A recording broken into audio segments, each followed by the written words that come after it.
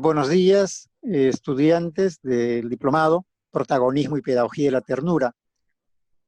Conforme habíamos quedado en la última clase, vamos a escuchar la participación del profesor Alejandro Kusianovich respecto al tema que estamos trabajando, análisis crítico de experiencias de protagonismo colectivo organizado y desde una pedagogía de la ternura. Hemos escuchado el panel de personas que han participado en el movimiento de niños y niñas y adolescentes trabajadores y trabajadoras, un panel conformado por 5 personas. También hemos escuchado la intervención de varios de ustedes con sus preguntas. Ahora corresponde al profesor Alejandro hacer los comentarios finales, tanto del panel como de las distintas preguntas que ustedes han formulado. Entonces, el tema, como dije en un inicio, que convoca la participación del profesor Alejandro es análisis crítico de experiencias de protagonismo colectivo, organizado y desde una pedagogía de ternura.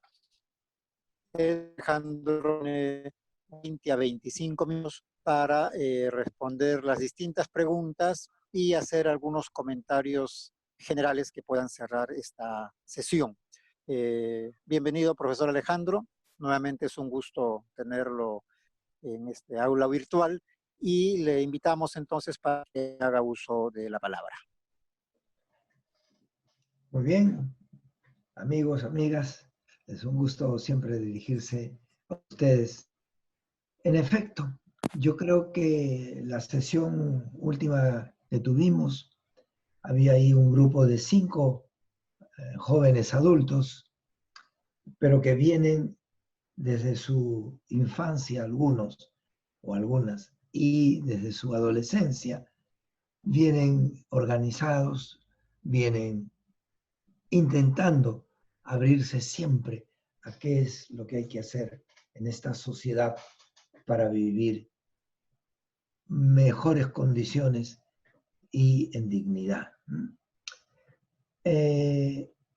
A mí me parece importante la presencia de personas que hablan de su experiencia para ver un poco cómo hay un recorrido y que no estamos pensando solo en tener impacto y efecto inmediato, sino que eso a veces solo se puede reconocer a lo largo del tiempo.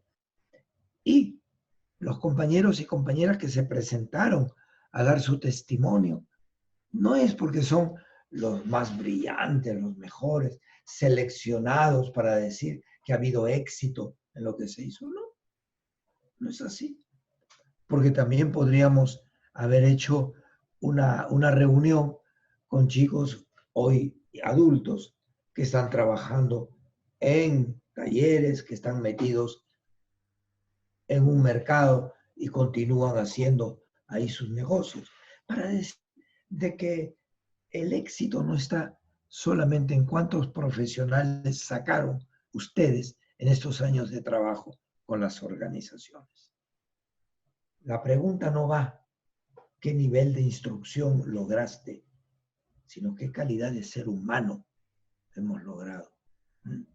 Más allá de éxitos también en el campo educativo, profesional, pero sobre todo en la capacidad de qué calidad de humanidad es la que se ha venido produciendo a lo largo de estas experiencias. Por eso me encantan las preguntas que algunos de ustedes han hecho. Daniel, por ejemplo, pregunta si hay una experiencia, qué logros se han tenido, cuánto y cómo surgió el sentido de autonomía, por ejemplo. O qué significó estar en grupo.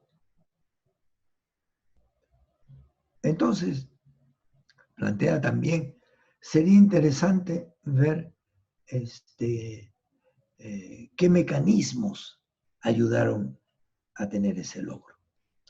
Yo sobre esta pregunta que me parece muy linda, muy importante, quisiera hacer tres consideraciones. La primera, no se trata de hechos o de acontecimientos paradigmáticos que cambiaron la vida de los muchachos o que la ayudaron a encaminarse de otra forma, no obstante sus condiciones de pobreza, de marginalidad, de marginación, etc. No es tanto qué hechos me ofrecen. De lo que se trata es de preguntarnos qué procesos se desencadenaron y siguen todavía como procesos.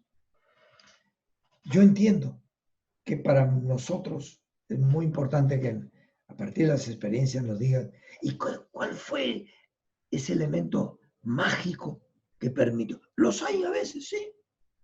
A veces la palabra de otro compañerito, a veces un gesto de uno de los acompañantes, o puede ser también una reflexión que fue calando. Pero a mí me gusta más hablar de procesos, en el sentido de que hay hechos que desencadenan procesos. Es decir, que significan un quiebre o una duda y abren una nueva etapa para empezar a caminar, a buscar y a pensar, eventualmente de otra manera, a lo que ya veníamos pensando, sintiendo sobre nosotros mismos. Y eso pasa con los muchachos. Pueden estar físicamente trabajando, pero no han descubierto el sentido más profundo, lo que está en juego detrás de esa experiencia.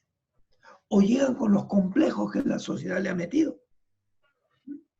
¿Qué es lo que quiero decir?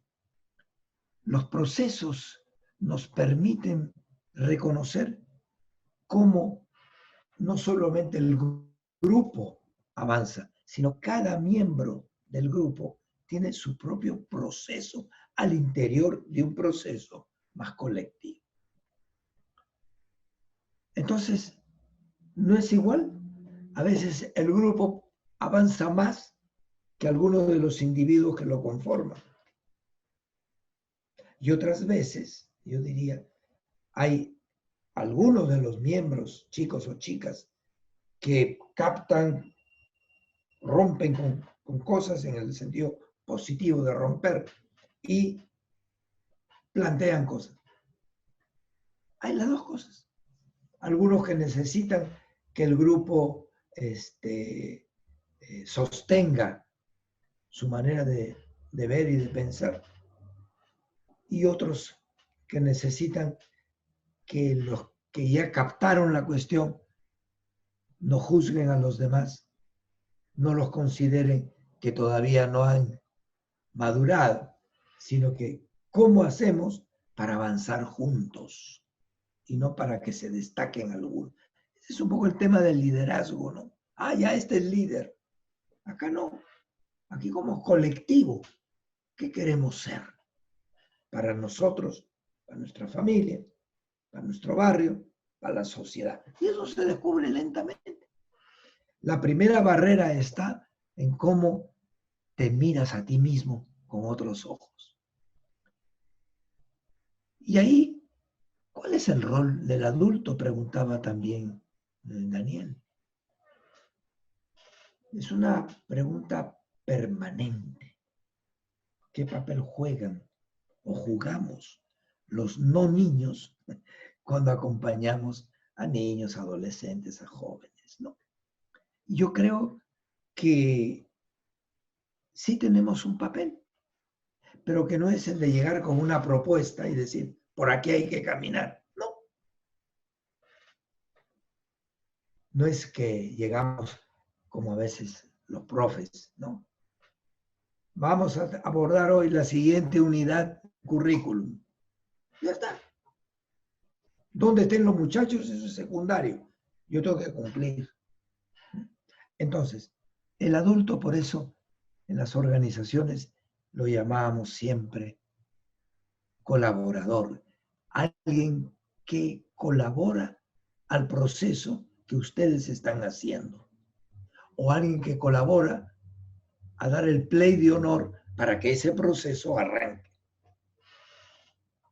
O alguien que les dice, ustedes ya están viviendo esto, qué interesante. Esto lo solemos llamar así o asá, nombrar las cosas. Porque no forman parte ni del vocabulario ni de la manera de entender muchas de las cosas que viven. Por ejemplo, la palabra protagonismo no forma parte del vocabulario de los muchachos. No. Nombrarlo así les permite de una u otra forma saber de que eso tiene una fuerza social, de que eso es una manera, no de distinguirse para hacerse las preciosuras, sino fundamentalmente para poder señalar de que tiene un mensaje y tiene una savia que comunicar que puede ser interesante. Es como cuando un niño le dice, tú eres sujeto de derechos. ¿Cómo? Sujeto. ¿Qué es sujeto? Fíjense ustedes. O cuando se le dice, tú eres ciudadano. Ponerle nombre permite también, no es simplemente yo estoy, yo hago, yo trabajo, busco solucionar mis problemas. Estoy ejerciendo mi protagonismo. ¡Ah! ¿Qué es eso? Es normal. Entonces, esto yo diría que la labor del adulto, con esto cerramos la respuesta parcial a lo que plantea Daniel, nosotros tenemos que tener en cuenta lo que en los años 60, 70 y hasta el día de hoy llamamos ¿qué es ser educador popular? Ya Paulo Freire aportó sobre esto, ¿no es cierto? Y muchas otras corrientes en educación popular. Esta educación, entonces, en que nadie enseña a nadie, todos aprendemos de todos. Nadie tiene la última chupada del mate. La vamos construyendo, la vamos descubriendo, la vamos deconstruyendo otras que sí teníamos metidas en la cabeza.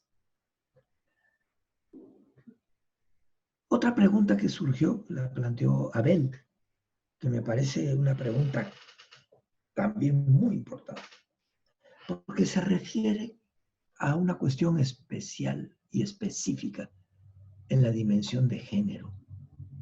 Me preguntan no solamente los niños, el papel de las niñas. Para mí esto es una pregunta clave.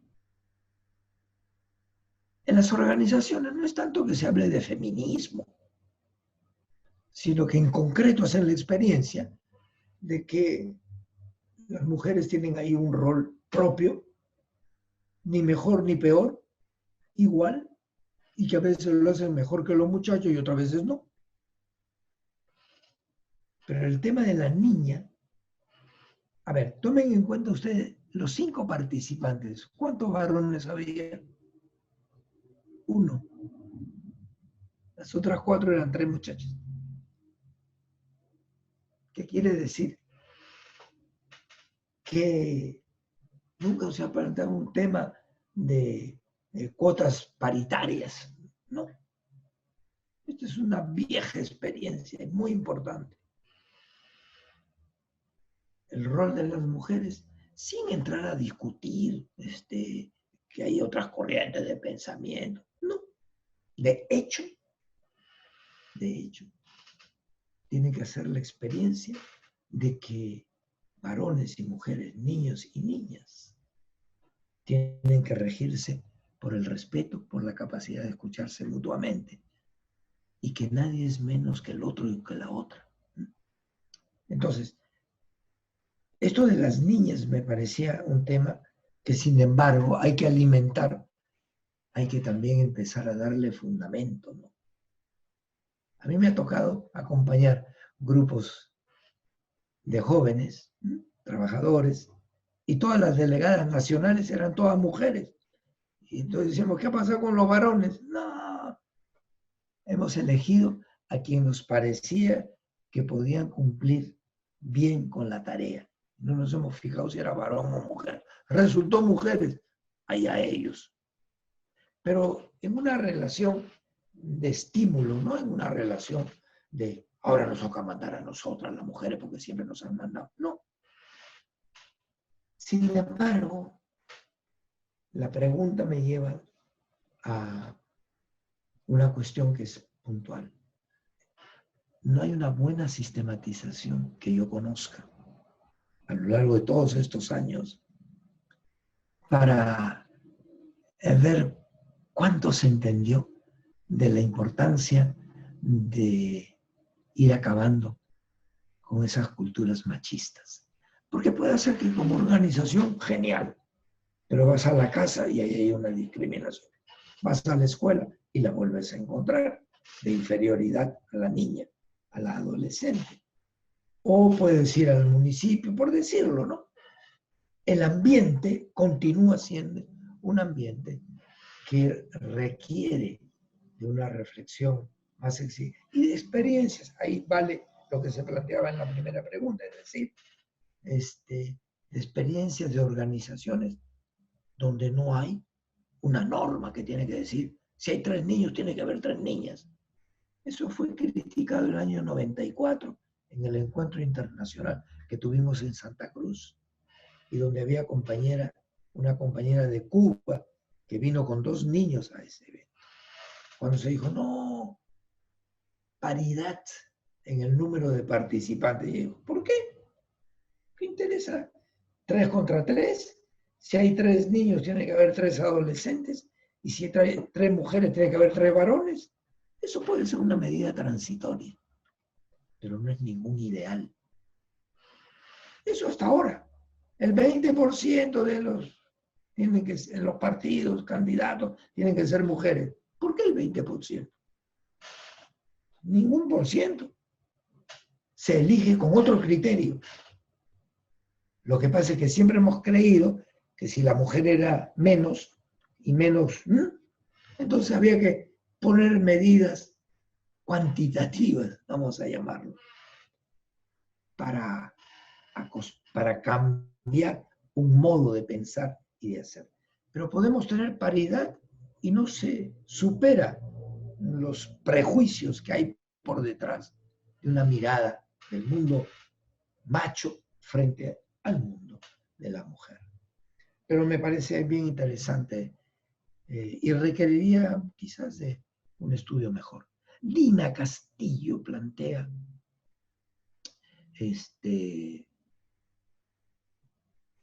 un punto que también es muy significativo, ¿no?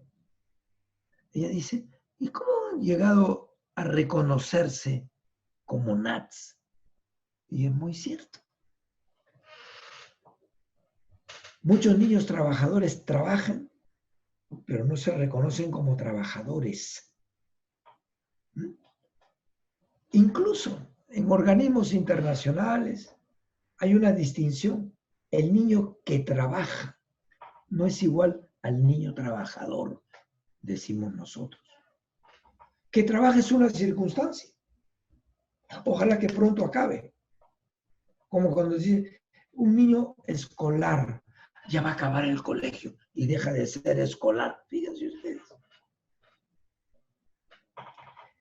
El niño que trabaja es como una circunstancia penosa, amarga, no necesaria, ningún ideal. El niño trabajador toca y modula lo más profundo de quién eres. Es a otro nivel. A otro nivel. No es solamente soy un niño que, como soy pobre, tengo que salir a trabajar. Pero, dijo, cuanto antes que se termine esta majadería. El niño trabajador, esté o no trabajando, ha construido una identidad de valoración, de autonomía, también para autosostenerse. hasta donde puede y ayudar a otros. Tampoco no se trata de decir que porque tiene conciencia el niño trabajador es superior a nadie. No, pero es un punto de referencia. Y aquí, junto a esto con una experiencia interesante.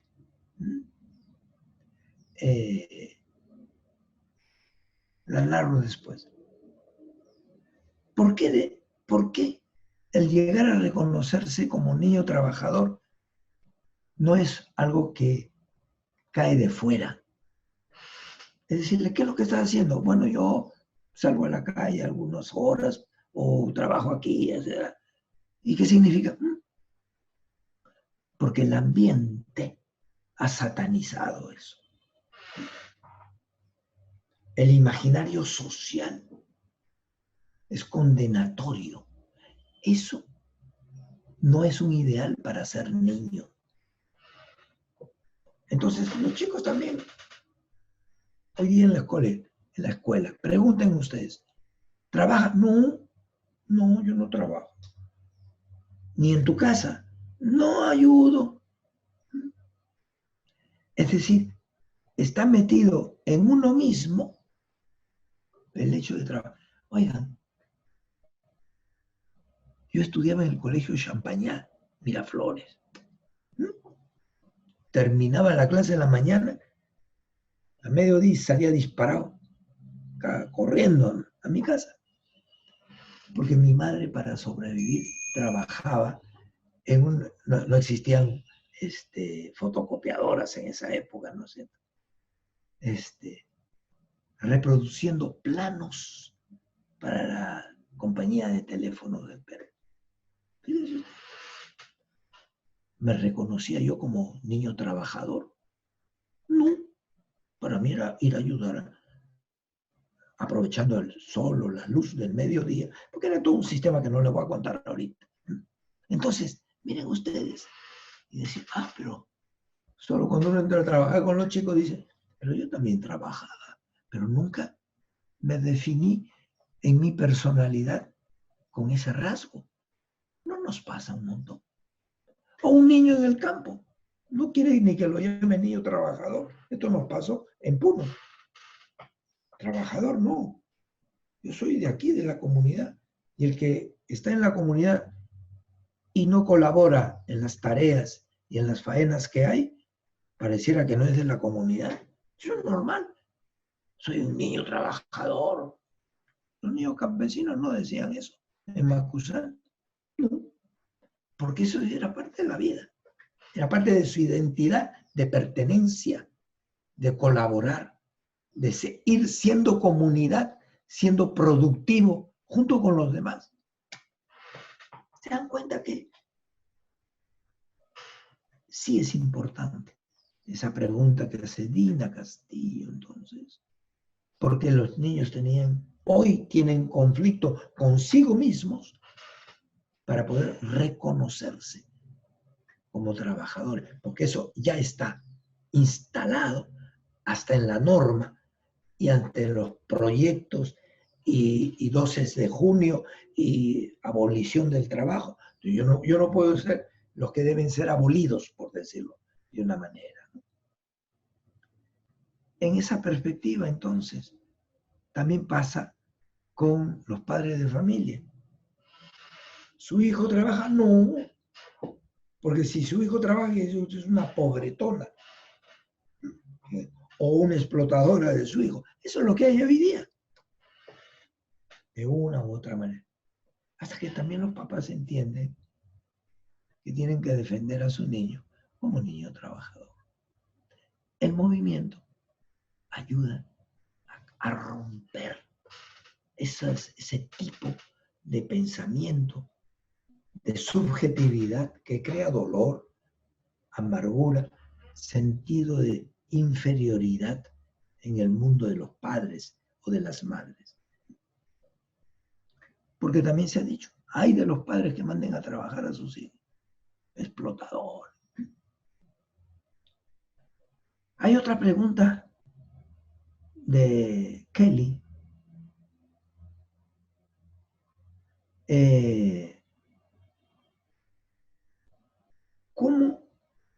¿Cómo el adulto contribuye a crear identidad? Nadie impone una identidad a otro. Eso va a depender si tú incorporas eso, algo que te constituye en tu yo, en tu personalidad, en tu manera de sentirte en relación con otros. Entonces, el adulto lo que hace debe ser, no siempre lo hacemos a veces, debe ser preguntar ¿y por qué? Tenemos que ser medio socráticos en esto. Preguntar ¿y por qué no? Y no podría ser. No decirle así es, qué dignidad, eres un joven, un niño trabajador, un adolescente trabajador, clase obrera. Esos son discursos a veces pura ideología, sino cómo te vas sintiendo. Porque el hecho de trabajar también tiene sus majaderías, también tiene sus problemas. Que hay niños que dicen, no me da tiempo para estudiar, es verdad, no me da tiempo para jugar, también puede ser cierto. ¿Cómo reprocesar eso? ¿Cómo resignificar lo resignificable positivo de todo eso? Esa es la labor del educador. El educador no va con una idea, tengo que hacer que estos niños de todas maneras se reconozcan como trabajadores. No, construir con ellos. La valoración del niño trabajador no significa que hay que imponerles esa mirada a todos. La tienen que ir construyendo. Uno puede decir, para mí está bien, con tal de que no haya esto. Y los niños empiezan a decir, bueno, pero hay cosas que no son aceptables. Lógico, combatámoslas. Para eso está la organización. No solamente para aplaudir, niño trabajador, qué bien, qué belleza, título de honor. No, ser críticos. Por eso hablamos siempre de una valoración crítica del trabajo, que es una manera de pensar, de apreciar críticamente, o sea, no ingenuamente. Estaríamos vendiendo ideología y no ayudando a que la gente piense y madure. Ya me están sacando la tarjeta de azul. Ya faltan 4 y a mí me faltan 4 preguntas. Entonces, nosotros, el adulto, el educador, no es un constructor de identidad. El adulto es un constructor de preguntas y de un camino para que los chicos vayan definiendo con qué se quieren identificar y con qué no. Esa es un poco la idea. La otra cuestión que me parece clave es el hecho de que, de alguna manera, y esta es la pregunta que plantea Marta. Marta habla de una sociedad que es anti-ciudadanía de los niños. Y es verdad, es muy cierto. Es decir, ciudadanos. Con la convención en 1989 empezó un discurso simpático sobre el niño, sujeto de derechos, por lo tanto ciudadano, ¿no es cierto? No vamos a hacer aquí una evaluación de cómo se desarrolló esto o no, pero sí, hoy día se puede decir, el niño participa, tiene que ser ciudadano, es un ciudadano de este municipio, ¿no? Pero hablamos de una ciudadanía vigilada, siempre bajo control, o de una ciudadanía no solo vigilada, sino con comparecencia regular, como cuando dice, está libre, pero obligado a presentarse a la comisaría a firmar cada semana, ¿no? He conocido chicos así. Otros cada día a las 5 de la tarde en Ayacucho. Esa ciudadanía es, eres ciudadano, porque eres titular de derechos, gozas del derecho. pero no los ejerces como tú piensas. Para eso estamos nosotros que hemos normado cómo el niño ejerce su ciudadanía. Es una ciudadanía vigilada. Es una ciudadanía con la responsabilidad de esto que llamamos comparecencia. A ver, venme a dar cuentas de qué es lo que estás haciendo. Y la pregunta que hacía Marta era, ¿el adulto forma o limita? Hay de todo, hay de todo. Hay una compañera que hizo un estudio aquí con una organización de niños trabajadores y después publicó en una revista internacional y en inglés. Publicó un artículo que se titula "En esta organización los adultos hablan demasiado". Yo no estaba ahí, pero me lo podrían haber dicho a mí también. Hablan demasiado. Interesante, porque es una crítica fraterna. Aprender cuándo intervengo y cuándo no. Porque puedo abortar un proceso o también puedo atrasarme para ayudar. Entonces hay que tener olfato, hay que tener sensibilidad para ver cuándo es conveniente decir una palabra, cuándo es mejor esperar, cuándo hay que transformarla más que en una sentencia, en una pregunta para continuar un proceso. Porque si no, podríamos estar adoctrinando y no creando pensamiento propio y pensamiento crítico divergente. Entonces, el que acompaña no es alguien que viene con una tarea ya fija, yo tengo que hacer que esto termine siendo un ratito. Tú estás acompañando procesos. Por supuesto que hay una idea de qué es lo que nos parecería que podría ser el resultado, pero no se impone, se busca y también se va reajustando, porque cada criatura en un grupo, en una organización, tiene su propia historia.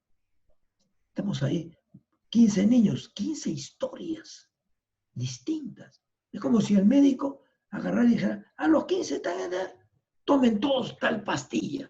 ¿Cómo?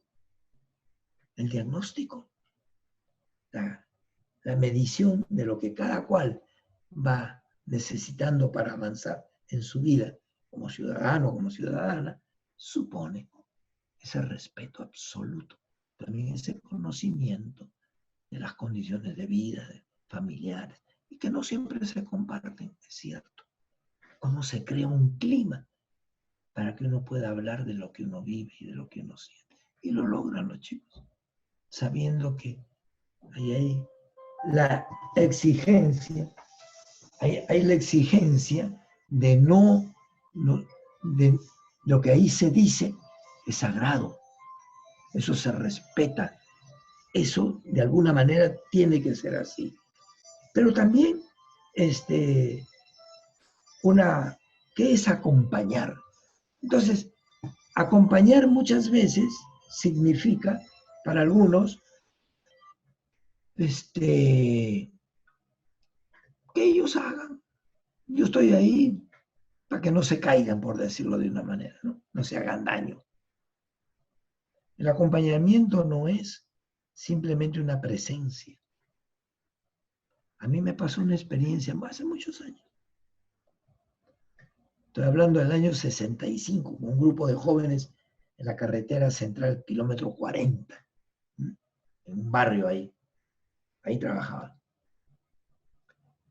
Y un muchacho después de un tiempo me llamó y me dijo, oye, Alejandro, así que tú dabas clase en el Instituto Pedagógico de metodología, de no sé qué diablo. Nunca nos lo dijiste, porque nos habría interesado discutir esas cosas en el grupo. ¡Ah! Uno, para respetar ese, yo no voy a decir lo que yo sé. Y me lo reprochó y me dijo, nos ocultaste algo que nos podría haber ayudado.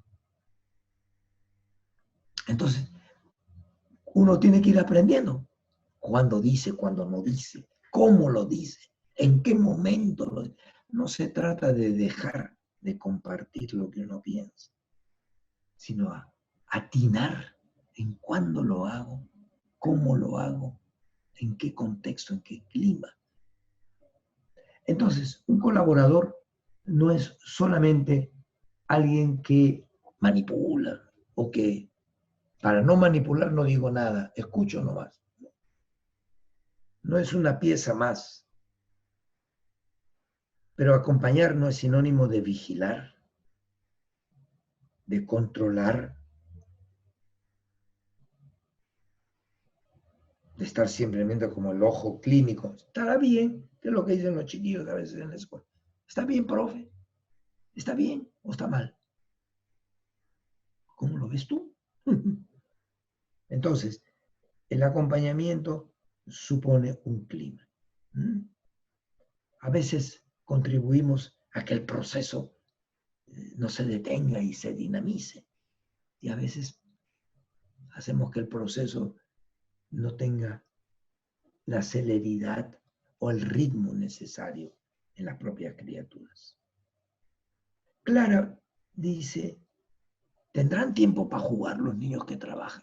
Esto es muy lindo, muy bonito, como pregunta. Los chicos dicen, yo no yo estoy trabajando, pero yo me estoy divirtiendo. Claro. Uno dirá, no, pero el juego es otra cosa. Ah, sí, que me lo cuenten. ¿Qué piensan hoy los niñitos? Como ese niño que en vacaciones, un chiquillo ahí de Puente Piedra, ¿no? ¿Cómo está? Uy, unas vacaciones las mejores de mi vida, me dijo. He jugado todo el tiempo. Uy, qué lindo. ¿En qué parque? ¿En qué cancha? ¿Con quiénes? No, me dijo. Yo he jugado todo el tiempo. O sea, el juego era esto. Con mi Nintendo. Entonces la pregunta es válida. ¿Cómo se articula tiempos, no digo de descanso, de construcción de otras modalidades en la vida de una criatura? Sí. Y a veces algunos te van a decir, ya que tengo que trabajar, no puedo ir a jugar fútbol. ¿Cierto? Pero, ¿y cómo se articula esto con la escuela? Bueno, ese es un tema clave. Infancia, trabajo, escuela. Hay cosas lindísimas que se ha producido sobre esto. Tiene que haber un equilibrio. Tiene que haber una sofronía, decían los griegos. Los extremos son fatales. El equilibrio. Equilibrio no quiere decir estar al medio y uno no es ni chicha ni limonada. No. Mantener una dinámica que no sacrifique cosas que me impiden después hacer bien las otras. Por lo tanto, es clave en esta pregunta el colocarse cómo administrar el tiempo. El tiempo, hoy, ya los gringos decían, time is money, el tiempo es plata. Nosotros tendríamos que decir, el tiempo es felicidad, es bienestar, es armonía, es reconstrucción.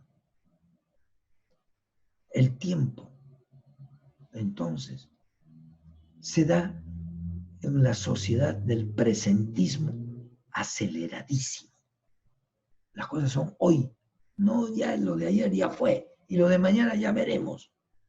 El tema del tiempo colocado me parece sumamente importante.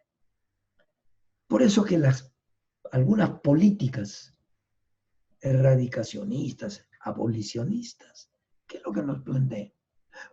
La escuela tiene que durar más, la escuela tiene que... Así. Es un tema de que estudien hasta las 6 de la tarde. ¿No? Eso, la administración del tiempo, es un tema pedagógico, porque es un tema político que hay que empezar a abordarlo de otra forma. ¿Cómo va a ser el tiempo de la pospandemia? Averígüelo, Vargas, cariño. ¿Cómo va a ser la administración del tiempo? quiero terminar con lo siguiente. La pregunta que ha hecho Daniela, perdón, es muy linda. ¿Y qué piensan esos niños de los niños que no trabajan? Pero los que no trabajan fue un tema el año 78 de las organizaciones de niños trabajadores que hicieron un campamento en Pucusana para discutir cómo se querían llamar los distintos grupos, para tener una tarjeta de presentación pública. ¿Cómo queremos que nos reconozcan como movimiento de niños trabajadores? Y ahí discutieron.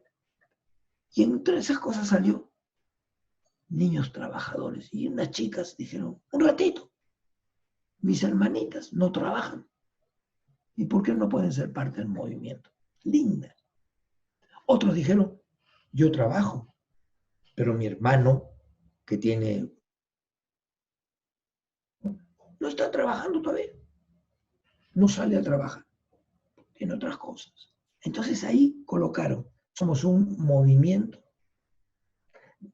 de adolescentes y niños trabajadores. Ahí se plantaron y armaron un debate todo el día. Y añadieron una otra palabrita. Pertenecen a la misma familia que yo. Tienen el mismo padre, la misma madre, la misma cultura, el mismo barrio, la misma cama.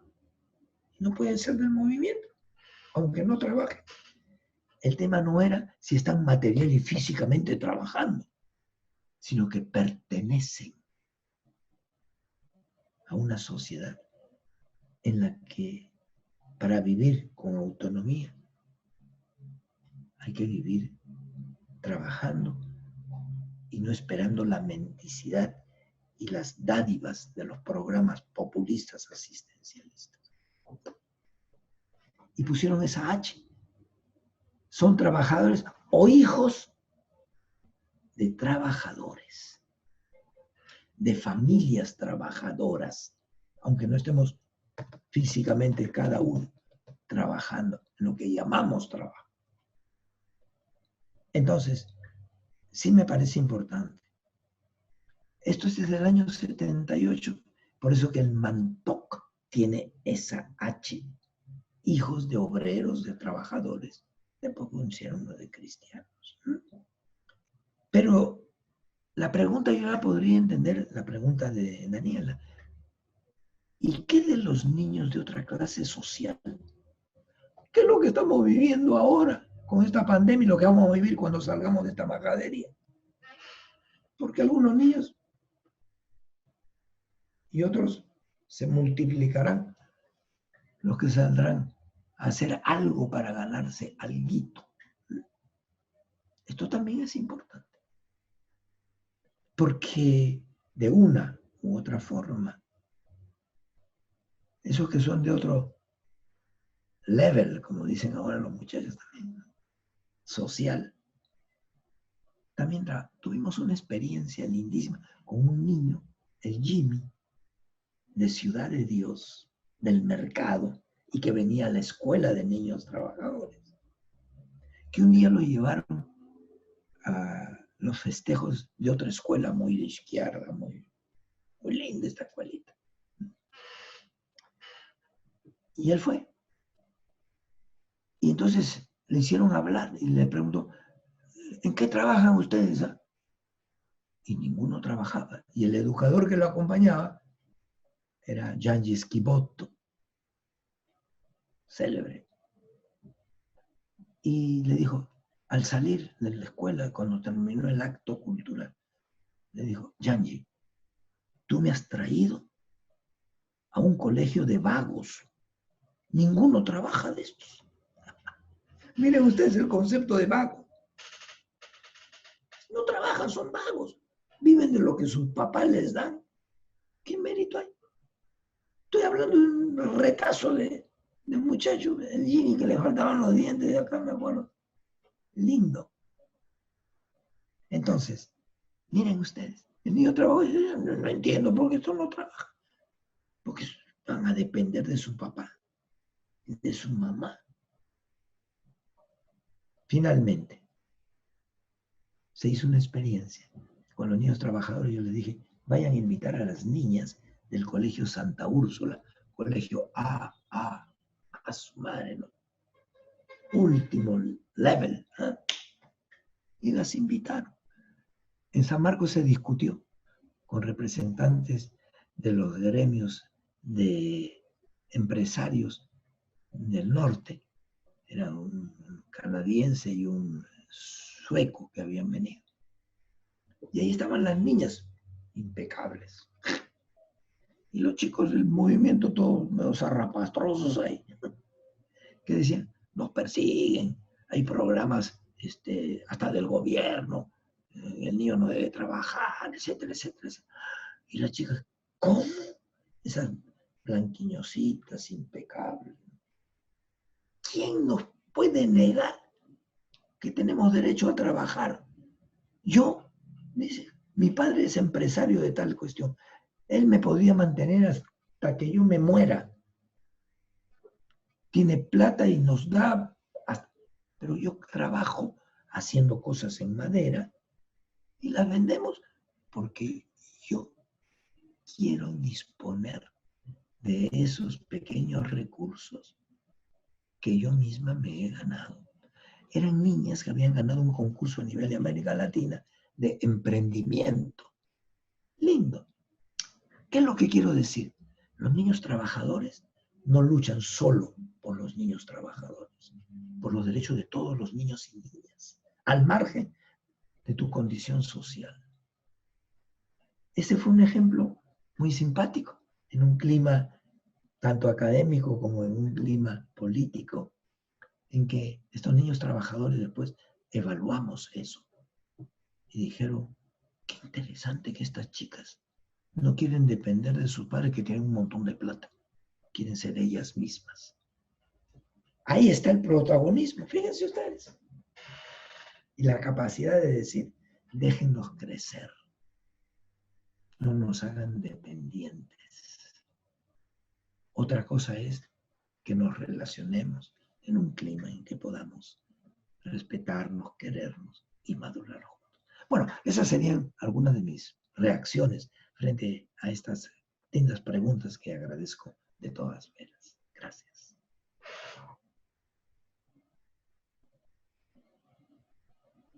Agradecemos al padre Alejandro por compartirnos este tiempo. Y bueno, nos vemos el próximo sábado en la clase del diplomado. Buenas tardes.